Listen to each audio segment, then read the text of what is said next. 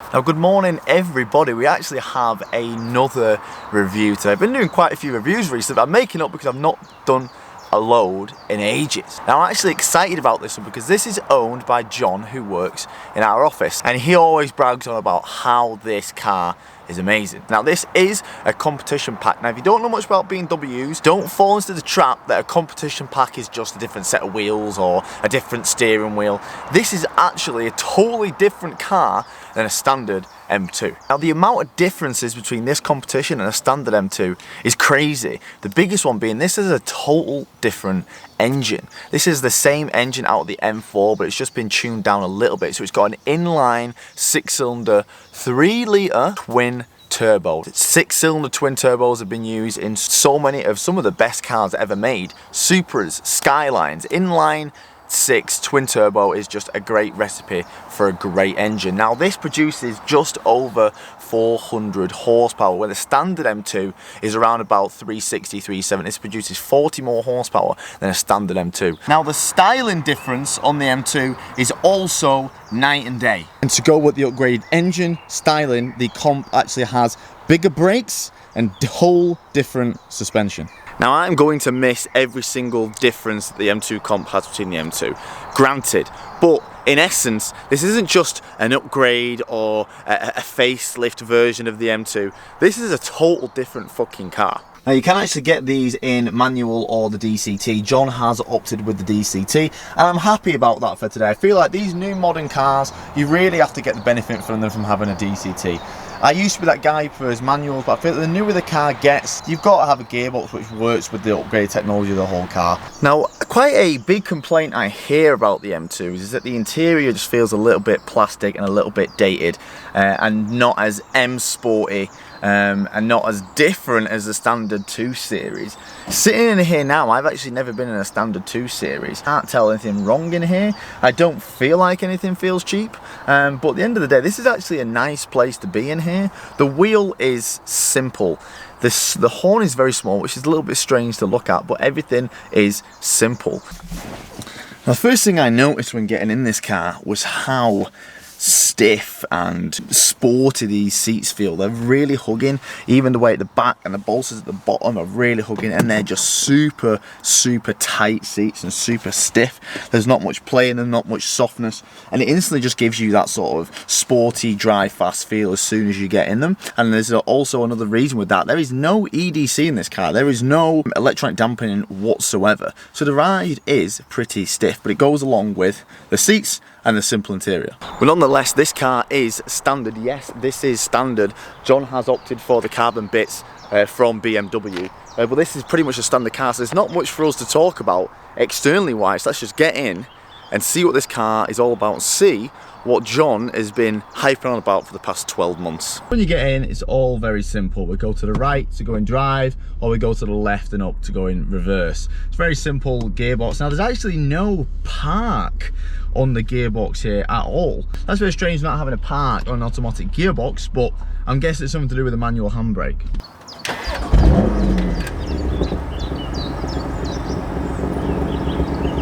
Now straight away, like this, it's a very quiet, comfortable place to be. As you just heard from the exhaust clip then, like, you know, there's not much going on exhaust wise, it's all very tame. It's actually really quiet, so I'm intrigued to see when I put it in the manual modes, you know, if it comes alive in a sound sort of sense. Now another thing about what the M2 comps have and what the M2s don't is this has the manual driving modes, which I think is crazy to think that the M2 doesn't. So you've got on the steering wheel on my M3, even on my M3, E92 M3, you've got the manual driving mode, but on the M2s you don't. I think it's just Sport or Sport Plus, or it just keeps it very simple. So we got the M1 and M2. So it's set up, so M1 is basically like a fast road setup where it keeps it in auto, and M2 basically puts it in manual mode, so manual on the paddles. We have traction down here. You can never have it just like, I press it once and it goes off.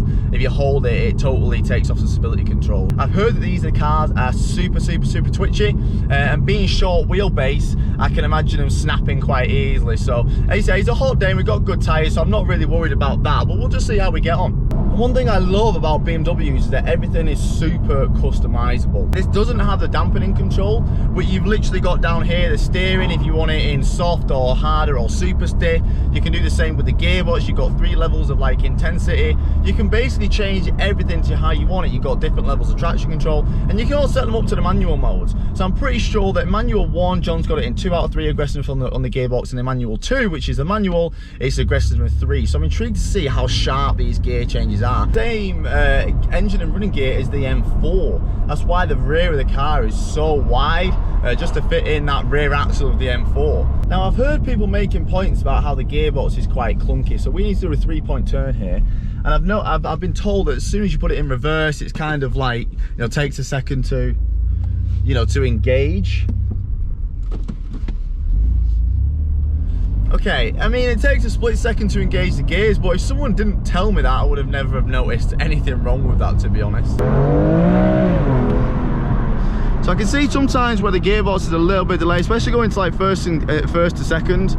I can definitely see a difference in the gearbox compared to the Porsche. I think the Porsche gearbox was a lot faster. This, especially when you're going from first, second, or you're going from high in the revs to the next gear, it kind of holds the revs for a few milliseconds before changing to second, whereas the Porsche would just be boom, boom, boom. So you can instantly notice like how stiff the car is. You can feel the car reacting to all the bumps. It's not like overwhelming, like you got a set of coilovers on where it's like, you know, your chassis hitting everything, but it is really stiff.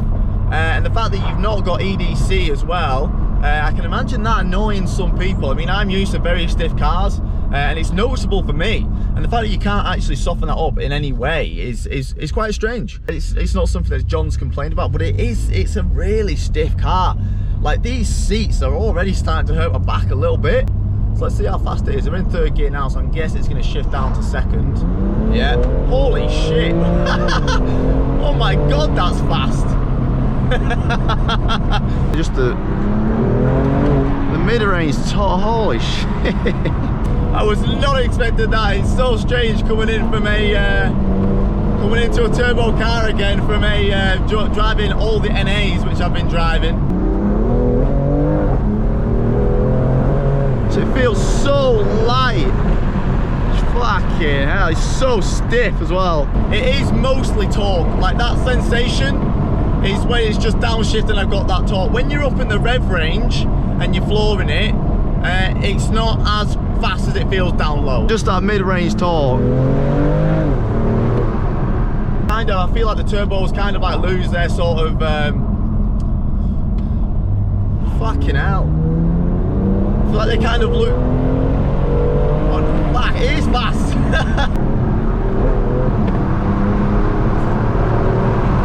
Like a constant battle with it. It's really like whoa, whoa, whoa, whoa. It's really reactive to everything, which is hilarious fun. The little twisty roads, holy shit, that's fun.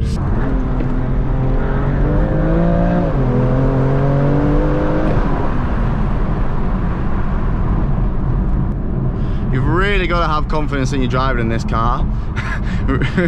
Really, honestly, it's definitely making me work. I know you know you get the sort of you hear it, you know, they all drive themselves.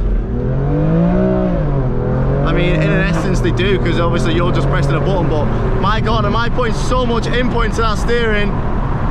Might have been coming across on camera, but like my ass is all over the fucking place. One thing I just noticed there, the car feels super light, like super light. It's so strange. I mean, most BMWs you get, they're like so front heavy, and you've really got to just dart that front in and the back will just follow. This does not drive like that whatsoever. You can really feel the short wheelbase. It almost turns in at the exact same time. So strange. It kind of feels like I'm driving something like mid-engine. It does not feel like I've got a big lump over the front of the bonnet. I'm not sure when you put it in the M mode if it changes automatically the steering, because it feels like it is in comfort.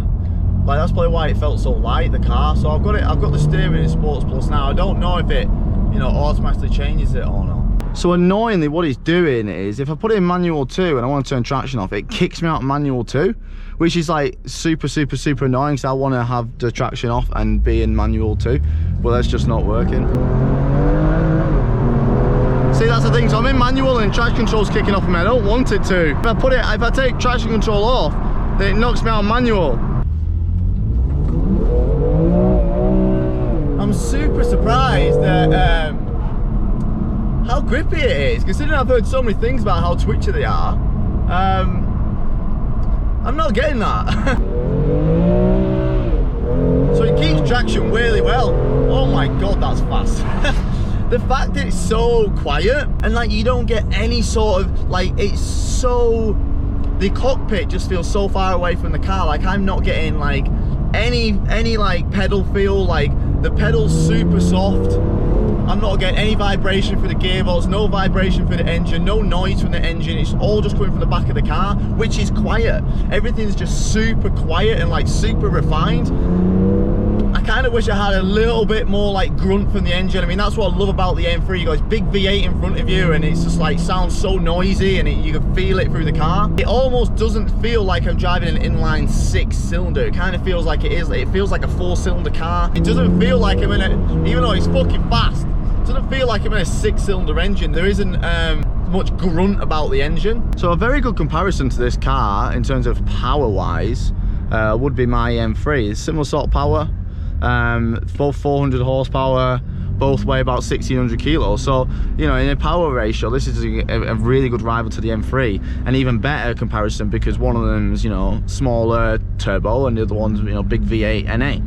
Now, this mid-range would, you know, wipe the fucking arse with an M3. From what cars I've driven, this would wipe the floor with quite a few cars mid-range. I feel like at the top is where it kind of loses its sort of speed sensation, and I think the M3 would be quicker, or you know, up in the revs. Jesus!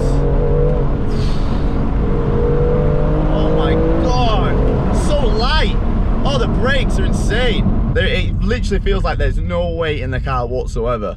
I mean, the turning is nice and snappy, but if you make one little wrong move, like I feel like it will happily just throw you away.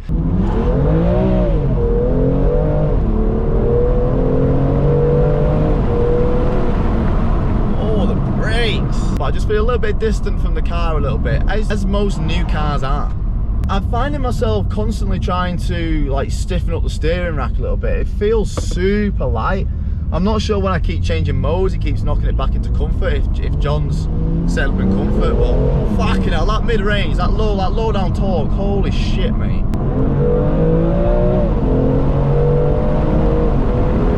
This is a standard car. Like, I keep forgetting this is like a total standard out-the-box car. It's crazy, it is crazy. What an interesting car. It surprised me, actually. It surprised me in many ways. So there we go. What do I think of this M2 Competition? This took me by surprise in many different ways. I did not think a new BMW would make you work that hard to drive. I thought this would be an absolute doddle to drive. It is not. Like, out of a lot of the cars I've driven, that has just got so much different things going on in each corner of the wheel, and you've really got to feel for it all. And my God, can you feel it all? Now, I'm super surprised by how fast it is mid-range. Mid-range is absolutely insane. Like the perkiness of it, them turbos must fucking come on boost fucking fast. Where it lacks in power is up in the rev range. It's a total opposite to like the old M3s and stuff where you've got to rev them all the way out. With this, it's actually the opposite. You've actually got more of a power band mid-range, so you're probably actually better changing gears earlier than revving it out to near redline. And the way it handles is just crazy. Most BMWs have got weight mostly over the front axle, and you can really lean on that weight on the front to get it around the corner, and the back will just follow. This is total opposite. It almost feels like it's leaning on the back of the car. You can really feel that really short wheelbase. It just doesn't feel like most front engine cars I've driven. Brakes are good, but my God, have you got to put them down to the floor. This car really does not actually want to help you drive fast whatsoever. I'm sure once you've set up that manual, I know that people like use these for drifting and stuff. I wasn't trying to drift it at all, but I just expect it to be a little bit more lively from the back end. You don't get much feeling inside the cockpit from what's happening around you in the car. Well, there you go, M2 Competition, crazy car, definitely surprised me in a good way. I genuinely thought it'd be just boring to drive, but this is very demanding from a car, definitely. But there is, beautiful car, great to drive. We're going to end this video here. I hope you agree with mine. If you have got an M2 and I've missed something out, please let me know in the comments. I hope this is a good review. I am actually now more intrigued to drive the other M's to see how they feel, because as I said, it surprised me.